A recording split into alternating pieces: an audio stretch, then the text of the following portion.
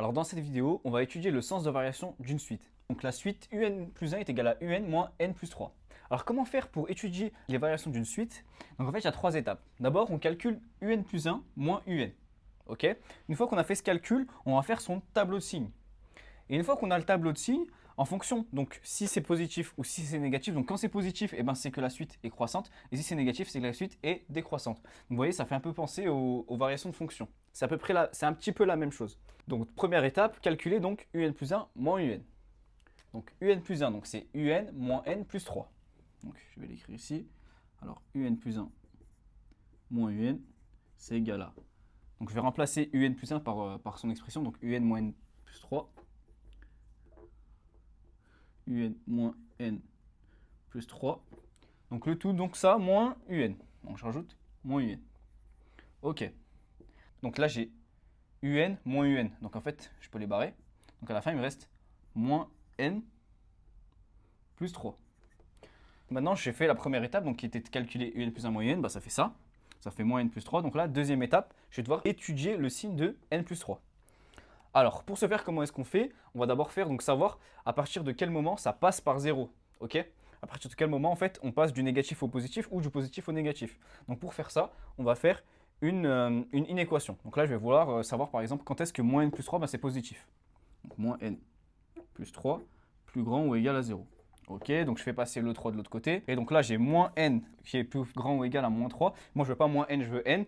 Donc là, je vais changer le signe. Donc si je change le signe, je dois changer aussi le sens du signe au milieu. Ok, donc je fais passer de moins à plus et donc ça va passer donc n plus petit ou égal à 3. Ok, donc quand est-ce que moins n plus 3 est plus grand que 0? Donc quand est-ce qu'il est positif? C'est la question. Ben, quand n est plus petit ou égal à 3. Ok, donc là maintenant je vais faire son tableau de signes. Alors tableau de signes, c'est comme d'habitude, comme avec les fonctions, sauf qu'à la place de x, ben, on a n en fait. Et sauf qu'on commence toujours à 0. En fait, le n, il n'est jamais négatif. Donc, ici, je vais avoir 0. Et ici, donc, je vais avoir plus l'infini. Donc, on a la suite. Ici, on va mettre donc un plus 1 moins un.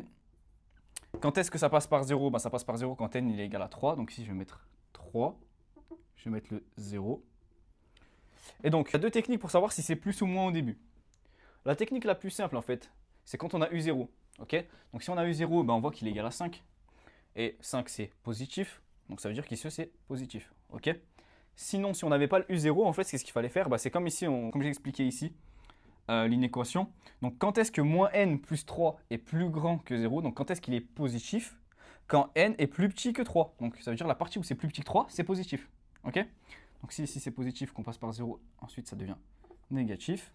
Maintenant, c'est tout simple, on passe à la troisième étape. Donc quand un plus 1 moins un est positif, la fonction elle est croissante. Quand un plus 1 moins un est négatif, la fonction elle est décroissante. Donc ça veut dire que quand n appartient donc entre 0 jusqu'à 3, donc de 0 à 3, la suite est croissante.